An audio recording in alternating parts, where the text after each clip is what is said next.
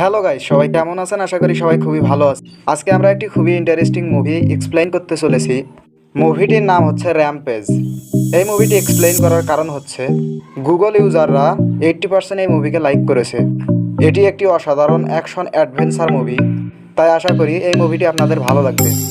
তো মুভির শুরুতে আমাদের একটি স্যাটেলাইট দেখানো হয়, যেখানে একটি স্পেসশিপে একটি কোম্পানি এক্সপেরিমেন্ট করতেছিল। ছোট্ট একটি ইঁদুরের উপরে এই এক্সপেরিমেন্টটি করা হয়, আর এই এক্সপেরিমেন্টের নাম ছিল র্যাম্পেজ। কিন্তু হঠাৎ করেই তাদের এক্সপেরিমেন্টটিতে অনেক বড় ধরনের সমস্যা দেখা দেয়। ওই এক্সপেরিমেন্টটি করার ফলে ছোট ইঁদুরটি অনেক বড় হয়ে যায়, সেই সাথে অনেক বেশি শক্তিশালী হয়ে যায়।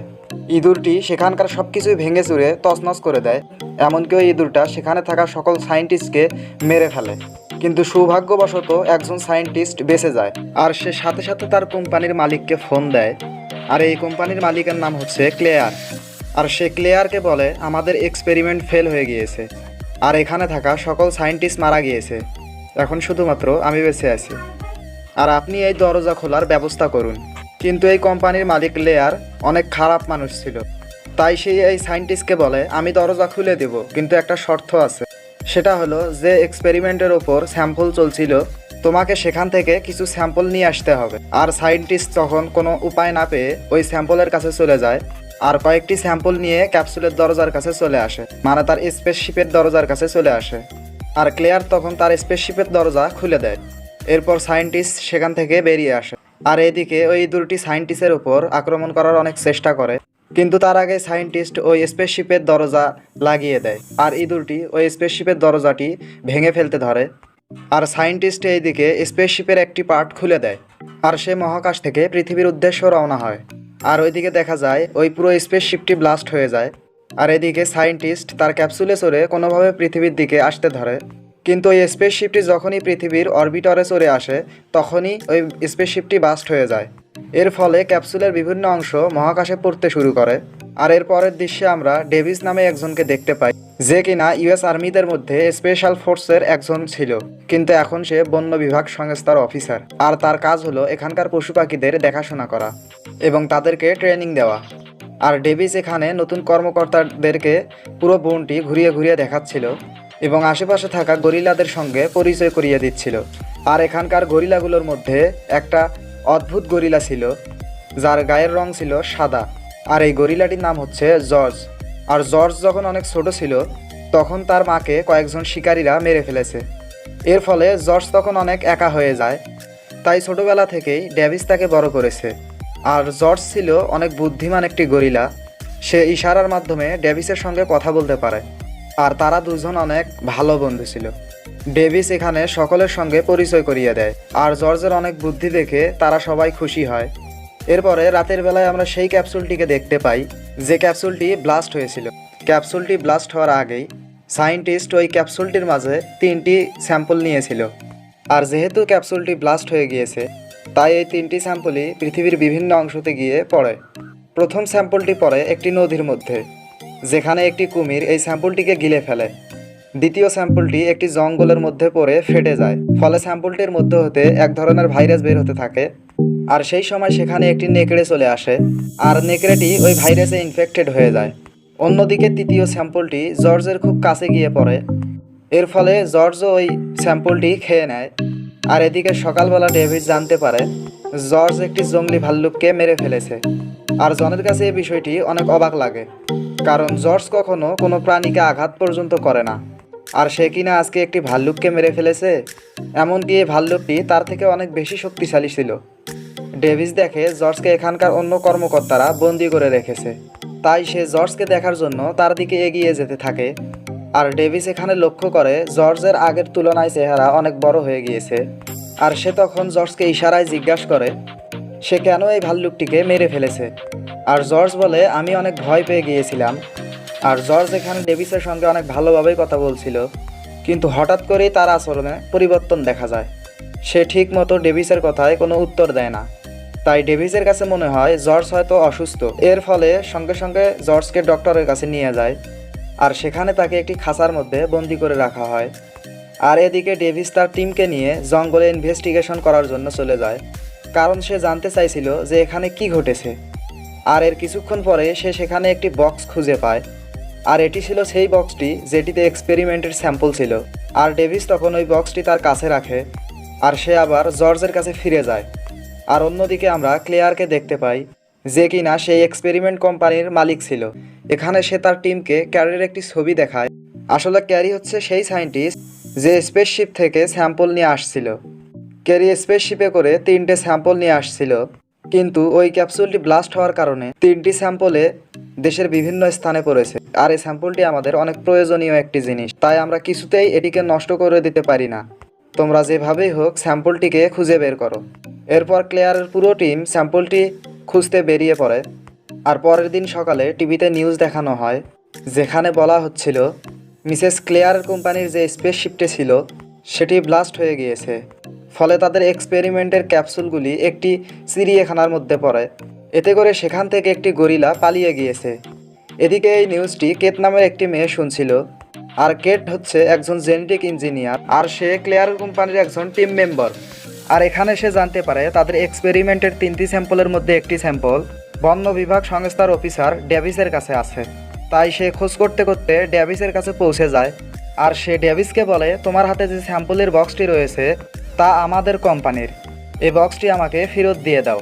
কিন্তু ডেভিস তাকে বক্সটি দিতে চায় না, এমনকি সে কেটের কোনো কথাও শুনতে চায় না। আর তখন কেট তাকে বলে, এই বক্সটির মধ্যে এক ধরনের ভাইরাস রয়েছে, আর এই ভাইরাসের কারণে তোমার গরিলা আগের থেকে অনেক বড় হয়ে যাচ্ছে। কিন্তু ডেভিস তার কথায় বিশ্বাস করে না। আর তখন কেট তাকে বলে, আসলে এই বক্সটির মধ্যে একটি মেডিসিন রয়েছে, যেটি প্রায় 3টি হিংস্র পশুর শক্তিকে এক করে তৈরি করা হয়েছে। তাই যদি কোনো প্রাণীর মধ্যে এই ভাইরাস প্রবেশ করে, তাই সেই প্রাণী ধীরে ধীরে বড় হতে থাকবে, এমনকি তার শক্তিও 3 গুণ বেড়ে যাবে। এসব কথা শোনার পর ডেভিস এবার ক্যাটের কথায় বিশ্বাস করে, কারণ জর্জের মধ্যেও এ ধরনের পরিবর্তন দেখা গিয়েছে। তাই সে কেটকে জর্জের কাছে নিয়ে যায়। এখানে এসে সে ডেভিসকে বলে, তুমি হয়তো ডিএনএ এডিটিংয়ের ব্যাপারে শুনেছো। আসলে আমরা নীল তিমি, হাঙ্গর এবং চিতাবাঘের ডিএনএ মিক্স করেছি। ফলে এই 3টি ডিএনএ মিক্স হয়ে একটি ভয়ানক ডিএনএ তৈরি হয়ে যায়, আর যেটা আমাদের সকলের জন্যই বিপজ্জনক। আর এই ভুল ডিএনএর জন্যই জর্জের আজ এই অবস্থা। কিন্তু আমি জর্জকে আবারও ঠিক করতে পারবো। আর এমন সময়ে জর্জের মধ্যে আবারও পরিবর্তন দেখা যায়, আর সে ধীরে ধীরে বড় হতে থাকে। সেই সাথে তার শরীরে প্রচুর পরিমাণে শক্তি আসে। তাই সঙ্গে সঙ্গে সেখান থেকে খাঁচা ভেঙে সে বেরিয়ে আসে এবং অনেক তোলপাড় শুরু করে দেয়। আর ডেভিস তখন জর্জকে থামানোর চেষ্টা করে, কিন্তু জর্জ তার কোনো কথাই শোনে না, বরং সেখানকার গ্লাস ভেঙে রাস্তায় চলে যায়। আর খবর পেয়ে সেখানে পুলিশও চলে আসে, আর তারা জর্জকে গুলি করতে চায়, কিন্তু ডেভিস তাদেরকে বাধা দেয়। সে বলে, আমি আছি, জর্জ এখানে কারো কোনো ক্ষতি করবে না। এরপর সে জর্জকে বোঝানোর চেষ্টা করে, আর জর্জও তখন কিছুটা কন্ট্রোলে চলে আসে। আর এমন সময় ডেভিস দেখে এখানে একটি হেলিকপ্টার চলে আসে, যেটা পুলিশের ছিল। আর তারা ওপর থেকে তাদের বন্দুকের সাহায্যে জর্জের শরীরে অজ্ঞান হওয়ার ইনজেকশন ঢুকিয়ে দেয়। এর ফলে সঙ্গে সঙ্গে সে অজ্ঞান হয়ে রাস্তায় পড়ে যায়। অন্যদিকে ক্লেয়ারের কোম্পানির সেই লোকদের আমরা দেখতে পাই একটি জঙ্গলের মধ্যে, যারা কিনা স্যাম্পলের খোঁজে বেরিয়েছে। এখানে তারা অনেক বড় একটি নেকড়ের পায়ের ছাপ দেখতে পায়। এর ফলে তারা সবাই অনেক অবাক হয়ে যায়। তারা ভাবে একটি নেকড়ে কিভাবে এত বড় হতে পারে। আর এই বিষয়টি নিয়ে তারা একে অপরের সঙ্গে কথা বলছিল। এমন সময় তাদের উপর সেই বিশাল নেকড়েটি আক্রমণ করে দেয়। আর এটা হলো সেই নেকড়েটি যে কিনা সেদিন রাত্রেবেলা ভাইরাসে ইনফেক্টেড হয়েছিল। এর ফলে জর্জের মতো এই নেকড়েটিও অনেক বেশি শক্তিশালী হয়ে গিয়েছে। আর এই নেকড়েটি তাদের সবাইকে মেরে ফেলে। এদিকে ক্লেয়ার এবং তাদের টিম মেম্বার একটি বড় স্ক্রিনে এই দৃশ্য দেখতেছিল। এতে করে সে বুঝতে পারে সে তার স্যাম্পলগুলো আর পাবে না। এই স্যাম্পলগুলোর পাওয়ার শেষ হয়ে গিয়েছে। আসলে একটি স্যাম্পল শুধুমাত্র একবারই ব্যবহার করা যায়। তাই সে বুঝে ফেলেছে তার স্যাম্পলগুলো সব নষ্ট হয়ে গিয়েছে। কিন্তু এখন সে যে কোনোভাবেই হোক ওই 3টি প্রাণীর ডিএনএ চায়। আর ওই 3টি প্রাণীর ডিএনএ নিয়ে সে যেন একটি স্ট্রং ডিএনএ তৈরি করতে পারে। এরপরে ক্লেয়ার তার অ্যাসিস্ট্যান্টকে নিয়ে তার ছাদে চলে যায়। আর সেখানে সে তাকে একটি টাওয়ার দেখায়। এখানে ক্লেয়ার তাকে বলে, এটা কোনো সাধারণ টাওয়ার নয়, টাওয়ারটি আমরা রেডিয়েশন টেকনোলজি দিয়ে তৈরি করেছি। আর যদি আমরা এই টাওয়ারের রেডিয়েশন অন করে দেই, তারা সবাই দৌড়ে এই টাওয়ারটির দিকেই চলে আসবে। মানে ওই 3টি প্রাণী এই টাওয়ারটির দিকেই দৌড়ে চলে আসবে। এতে আমরা খুব সহজেই তাদেরকে ধরে ফেলতে পারবো, আর তাদের শরীর থেকে ডিএনএ সংগ্রহ করতে পারবো। আসলে তারা এই ডিএনএর মাধ্যমে অনেক ভয়ানক একটি প্রাণী তৈরি করতে চায়, আর তারা সেই প্রাণীটিকে বশ করে পৃথিবীতে রাজত্ব করতে চায়। অন্যদিকে আমরা ডেভিস এবং কিটকে দেখতে পাই তাদের দুজনকেই পুলিশ অ্যারেস্ট করেছে, কারণ পুলিশের কাছে মনে হচ্ছিল তারা দুজন মিলে হয়তো জর্জের উপর কোনো এক্সপেরিমেন্ট করেছে, আর এর ফলে জর্জ হিংস্র হয়ে শহরের বিভিন্ন জায়গাতে তাণ্ডব চালিয়ে বেড়াচ্ছে এবং ডেভিসকে আর জর্জকে প্লেনে করে অন্য জায়গায় নিয়ে যাচ্ছিল। আর এদিকে ক্লেয়ার সেই রেডিয়েশন টেকনোলজি অন করে দেয়, এর ফলে চারিদিকে রেডিয়েশন টেকনোলজি চালু হয়ে যায়। অন্যদিকে আমরা নেকড়েকে দেখতে পাই যে কিনা স্যাম্পলের ভাইরাসে ইনফেক্টেড হয়েছে, তাই রেডিয়েশন পাওয়ার অ্যাডাকশনের কারণে নেকড়েটি সেই টাওয়ারের দিকে চলে যেতে থাকে। এমনকি নদীতে ইনফেক্টেড সেই কুমিরটিও টাওয়ারটির দিকে চলতে থাকে। অন্যদিকে আমরা জর্জকে দেখতে পাই যে কিনা একটি খাঁচার মধ্যে অজ্ঞান হয়ে পড়েছিল, কিন্তু রেডিয়েশন পাওয়ারের কারণে তার জ্ঞান ফিরে আসে আর সে প্লেনের মধ্যেই চারিদিকে তোলপাড় শুরু করে দেয়। আর এখানে জর্জকে থামানোর জন্য তার উপরে গুলি চালানো হয়, কিন্তু ভুলবশত ওই গুলিগুলো প্লেনের ইঞ্জিনে গিয়ে লাগে। এর ফলে তাদের প্লেনটি ক্র্যাশ করতে শুরু করে। সর্বপ্রথম ডেভিস কিটকে প্যারাশুটের মাধ্যমে বাহিরে বের করে, এরপর রাসেল নামের একজন কর্মকর্তারও জীবন বাঁচিয়ে দেয়। সে তাকে সাথে নিয়ে প্যারাশুটের মাধ্যমে বাহিরে লাফ দেয়, মানে প্লেন থেকে লাফ দেয়, আর সঙ্গে সঙ্গে সেই প্লেনটি ব্লাস্ট হয়ে যায়। ডেভিসের কাছে মনে হয় জর্জ হয়তো মারা গিয়েছে, তাই সে মনে মনে অনেক কষ্ট পায়। এরপর তারা সবাই যখন নিচে নেমে আসে, ডেভিস তখন আশেপাশে জর্জের ডেড বডি খুঁজতে থাকে, কিন্তু সে কোথাও তার ডেড বডি দেখতে পায় না। তাই সে বুঝতে পারে যে জর্জ এখনও জীবিত রয়েছে। এখানে কিট ডেভিসকে বলে, আমার কলেজ শেষ হওয়ার পর আমি ক্রিসপারের ওপর কাজ করেছি, আর ক্রিসপার হচ্ছে এমন একটি টেকনোলজি যেটার মাধ্যমে যে কোনো ডিএনএকে এডিট করা যায়। অর্থাৎ এই টেকনোলজির মাধ্যমেই যে কোনো প্রাণীর ডিএনএকে বদলে দিয়ে নিজের ইচ্ছে মতো তৈরি করা যায়। আর আমি এই টেকনোলজিটি বিলুপ্ত হওয়া প্রাণীদের মধ্যে এক্সপেরিমেন্ট করতে চেয়েছিলাম, কিন্তু হঠাৎ করে আমার ভাই অসুস্থ হয়ে পড়ে। কিন্তু আমি জানতাম যে আমি ক্রিসপার টেকনোলজির মাধ্যমে আমার ভাইকে সুস্থ করতে পারবো। কিন্তু কিছুদিনের মধ্যে আমার ক্লেয়ারের সঙ্গে দেখা হয়ে যায়। ক্লেয়ার তখন আমার ট্যালেন্ট দেখে তার কোম্পানির লিড রিসার্চার বানিয়ে দেয় আমাকে। কিন্তু এরপর থেকে আমি যখনই ক্রিসপার তৈরি করতাম, তখনই তার কোম্পানি আমার কাছ থেকে ক্রিসপারগুলো নিয়ে নিত, আর তারা এই টেকনোলজিটিকে ভয়ানক কিছু ডিএনএতে ব্যবহার করত। কিন্তু এ বিষয়ে আমি কিছুই জানতাম না। কিন্তু যখন আমি জানতে পারি, তখন আমি সব কিছু ডিস্ট্রয় করতে যাই, কিন্তু সেখানকার সিকিউরিটি আমাকে দেখে ফেলে, আর তারা সবাই মিলে আমাকে জেলে পাঠিয়ে দেয়। আর জেলে যাওয়ার 1 মাসের মধ্যেই আমার ভাই মারা যায়, এমনকি আমি তাকে শেষবারের মতো দেখতেও পাইনি। আর এখন ক্লেয়ার একটি হিংস্র প্রাণী তৈরি করে তাকে বশ করতে চায়, আর সেই প্রাণীর সাহায্যে পৃথিবীতে রাজত্ব করতে চায়। কিন্তু আমি কিছুতেই এটা হতে দেব না। তার আগে আমি সকলের সামনেই ক্লেয়ারের মুখোশ খুলে দেব। কিট এবং ডেভিস একে অপরের সঙ্গে কথা বলছিল, কিন্তু হঠাৎ করেই সেখানে মিলিটারিদের হেলিকপ্টার চলে আসে। আসলে তাদের সঙ্গে রাসেল নামক যে এজেন্ট রয়েছে, সেই এই মিলিটারিদেরকে এখানে আসতে বলেছে।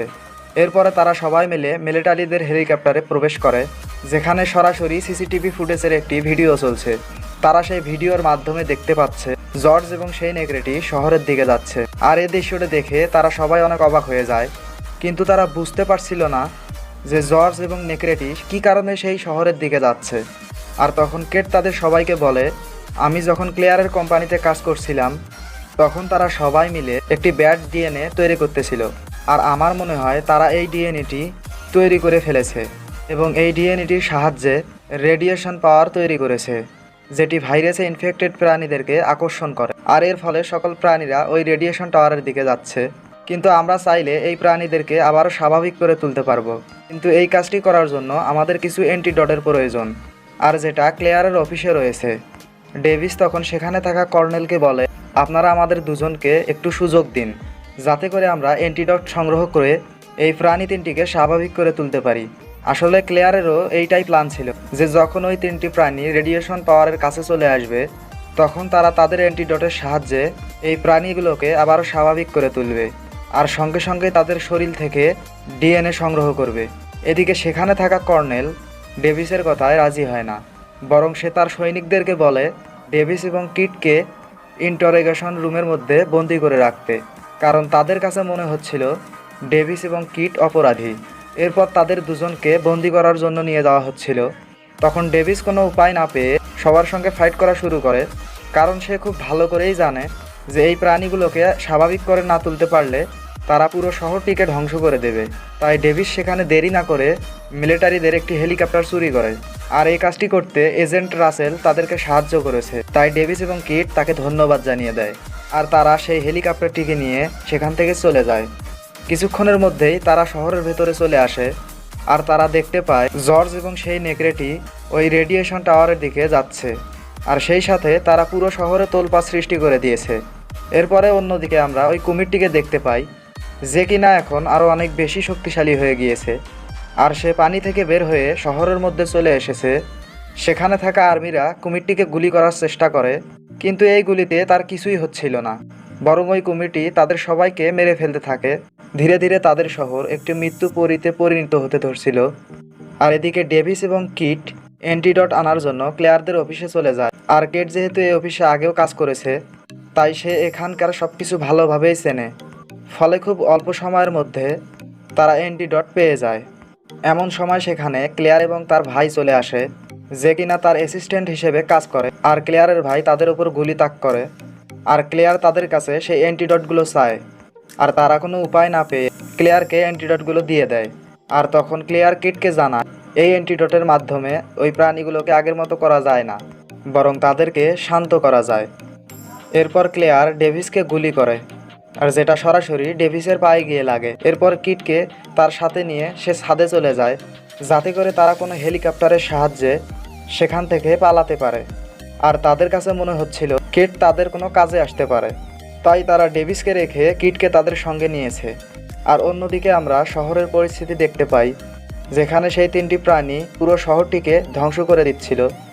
এমনকি তারা এখন আশেপাশে থাকা বড় বড় বিল্ডিংগুলোতে চড়তেছিল। এদিকে ক্লেয়ার তাদেরকে নিয়ে হেলিকপ্টারে উঠতেই যাচ্ছিল, ঠিক তখনই সেখানে জর্জ চলে আসে। আর সে তাদের হেলিকপ্টারটিকে ভেঙে ফেলে।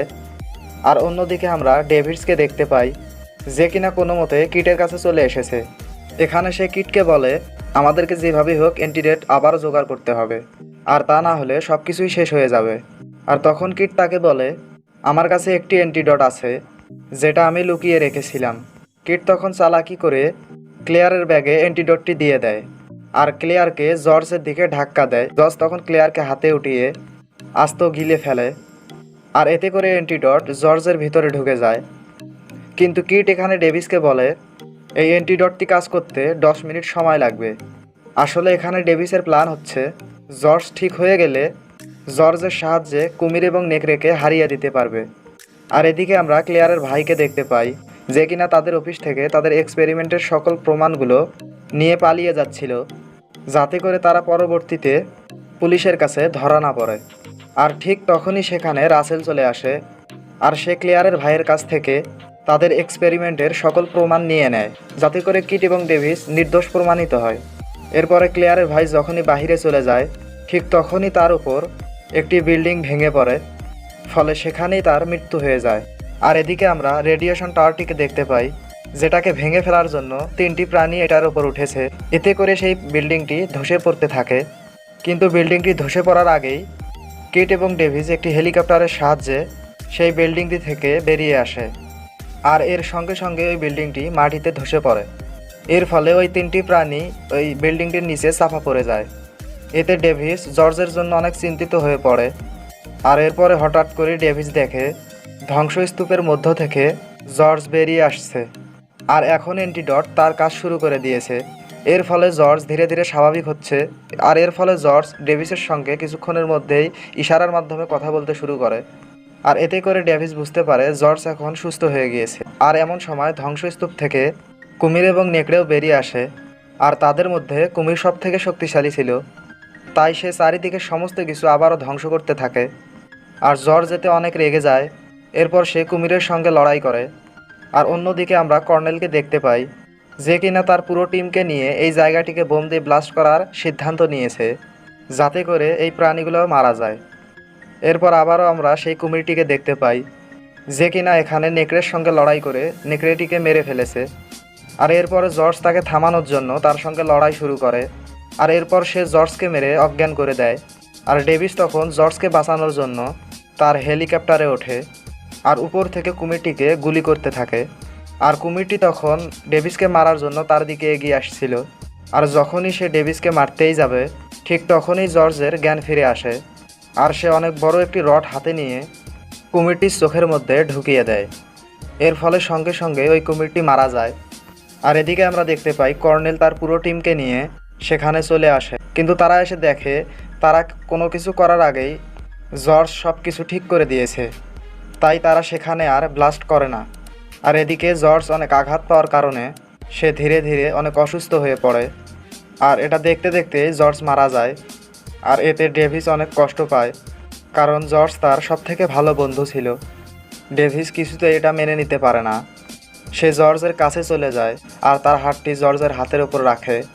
এমন সময় সেখানে কেট এবং রাসেল চলে আসে।